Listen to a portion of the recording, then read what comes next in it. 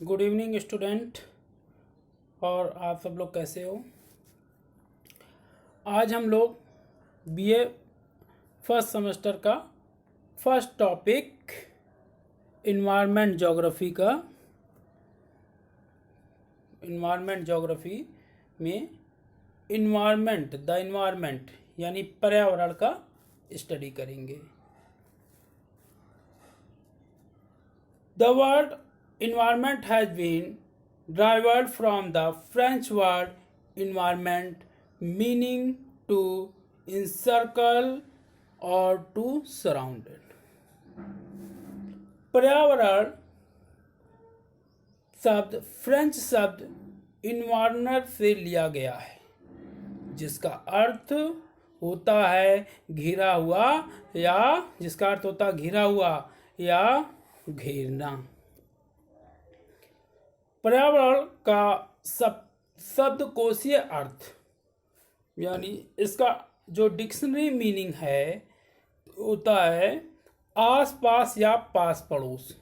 हमारे आसपास या पास पड़ोस। आसपास और पास पड़ोस में कौन सी चीज़ें होती हैं? जैसे मानव, जंतुओं और पौधों की वृद्धि, ह्यूमन क्रीचर्स एंड प्लांट के डेवलपमेंट को इफेक्ट करने वाली बाह्य दशाएं या एक्सटर्नल कंडीशन। तो हमारे आसपास के चारों ओर जितनी भी मानव को और जंतुओं पौधों को डेवलप करने वाली एक्सटर्नल कंडीशन होती हैं, वो सब क्या कहलाती हैं? पर्यावरण कहलाती हैं। पर्यावरण के रेफरेंस में 3 क्वेश्चंस उठते हैं। पहला क्वेश्चन जो होता है व्हाट इज सराउंडेड, क्या वस्तु घिरा हुआ है या कौन सी वस्तु घिरा हुआ है। बाय व्हाट सराउंडेड मतलब किसके द्वारा घिरा हुआ है। और तीसरा प्रश्न है कहाँ घिरा हुआ है। ठीक है, अब इस प्रश्न का उत्तर देखते हैं। पहले प्रश्न का जो उत्तर है वो सामान्य रूप से जीवित वस्तु जो लिविंग थिंग है, और लिविंग थिंग में मुख्य रूप से मनुष्य को लिया गया है, वो आता है। यानी जितने भी जीवित वस्तु हैं, जीवित वस्तु में मनुष्य, पेड़ पौधे, ये सभी आते हैं। ये सब आपके पहले प्रश्न का उत्तर हो गया। सेकंड, इस तरह यदि मनुष्य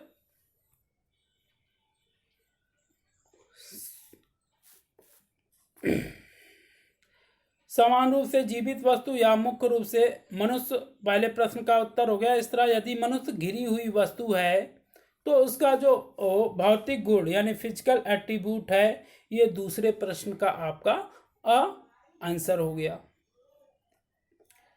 और किसी वस्तु विशेष में मनुष्य आसपास के भौतिक वस्तुओं, और एक चीज और, कहाँ गिरा हुआ है, इस प्रश्न का उत्तर कहाँ, ये भी आप देख भी सकते हैं।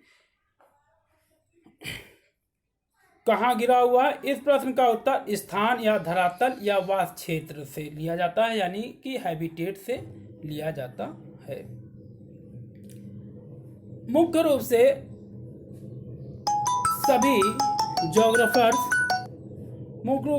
सभी भूगोलविद इस संदर्भ में कि मनुष्य के मुख्य रूप से सभी भूगोलविदों का जो संदर्भ है या सभी भूगोलविदों का जो रेफरेंस है मनुष्य के पर्यावरण से होता है।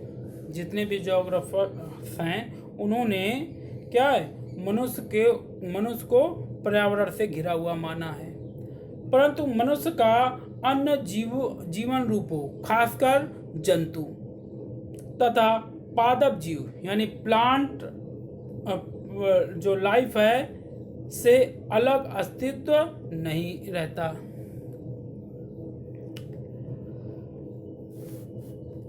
एक ज्योग्राफर हुए थे सीसी पार्क। सीसी पार्क के अनुसार पर्यावरण का अर्थ उन दशाओं के योग से होता है जो मनुष्य को निश्चित समय में निश्चित स्थान पर आवृत करती हैं। सीसी पार्क की जो इंग्लिश में एक जरा आप लोग समझ लीजिए condition, environment reference on the sum total of condition which surrounded man eight A given point in space and time. इसी प्रकार डब्ल्यू पी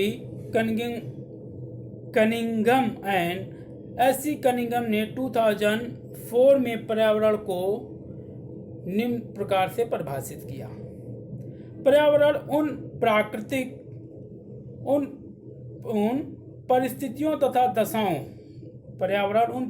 तथा दशाओं जिनमें भौतिक दशाएं हैं को प्रदर्शित करती है जो किसी एकाकी जीव या जीव समूह को चारों ओर से घेरे हुए है या आवृत किए हुए है तथा उसे प्रभावित करती है। दूसरा, उन सामाजिक एवं सांस्कृतिक दशाओं, उन सोशल एंड कल्चरल कंडीशन को भी रिप्रेजेंट करती है जो एकल मानव और मानव समुदाय को यानी ह्यूमन कम्युनिटी को भी इफेक्ट करती है।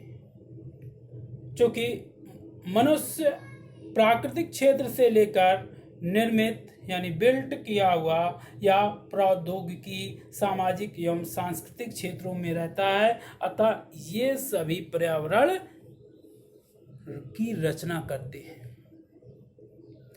पर्यावरण की संरचना एवं प्रकार को समझते हैं। क्योंकि पर्यावरण भौतिक एवं जैविक संकल्पना है। पर्यावरण क्या है? फिजिकल एंड बायोलॉजिकल कॉन्सेप्ट है। अतः इसमें अर्थ के दोनों अर्थात लिविंग और नॉन लिविंग दोनों कंपोनेंट को इंक्लूड किया गया है। पर्यावरण की इस आधारभूत संरचना के आधार पर पर्यावरण को दो प्रकारों में डिवाइड किया जाता है, जैसे अबैटिक या फिजिकल इन्वायरमेंट तथा बायोलॉजिकल इन्वायरमेंट। और फिजिकल कैरेक्टरिस्टिक्स के बेस पर भी अबैटिक या भौतिक पर्यावरण को तीन प्रमुख प्रकारों में विभाजित किया जाता है। इसमें पहला है आपका ठोस यानी सॉलिड, दूसरा हो गया लिक्विड यानी तरल, और तीसरा वायव राशि यानी गैस हो गया। ये तीनों कंडीशन क्या क्रमशः यानी ये स्थल मंडल, जल मंडल और वायुमंडल का प्रतिनिधित्व करती हैं। ये किसका? लिथोस्फीयर, एटमॉस्फेयर एंड हाइड्रोस्फीयर का प्रतिनिधित्व करती हैं।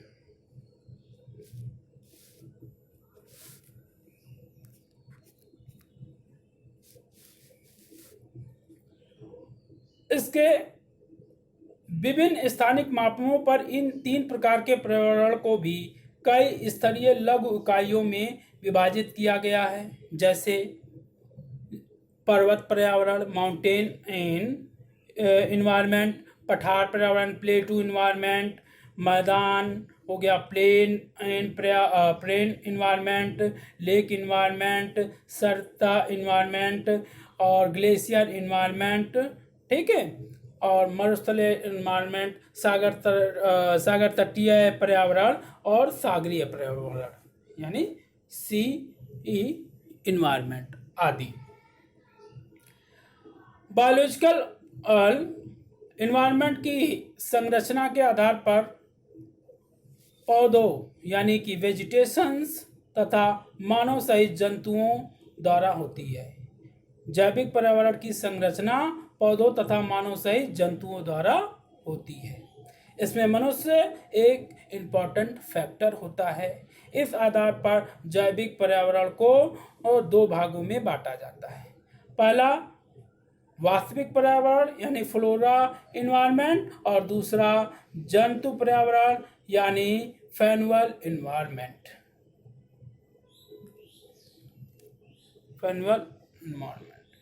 इस प्रकार सामाजिक पर्यावरण का आविर्भाव हुआ है, जिसके अंतर्गत विभिन्न जीवधारी यानी जो लिविंग थिंग होते हैं वो अपने जीवन निर्वाह अस्तित्व का संवर्धन करते हैं, उसका डेवलपमेंट करते हैं तथा भौतिक पर्यावरण के पदार्थों को प्राप्त करने के लिए वो कार्य करते हैं। इस तरह जीवधारी मुख्य रूप से मानव तथा अपने निर्वाह तथा विकास के लिए भौतिक पर्यावरण से पदार्थों को प्राप्त करने की प्रक्रिया द्वारा आर्थिक पर्यावरण का निर्माण होता है। आपको पता है मनुष्य समस्त जीवधारियों में सबसे बुद्धिमान प्राणी है, इसीलिए सामाजिक संगठन सर्वाधिक नियमित एवं व्यवस्थित होता है। मनुष्य के तीन पक्षों जैसे भौतिक यानी फिजिकल, सामाजिक सोशल और इकोनॉमिकल की जैविक पर्यावरण में विभिन्न विशेषताएं और भूमिकाएं तथा कार्य होते हैं। आज का लेक्चर यहीं तक। Thank you class. Next lecture next video में।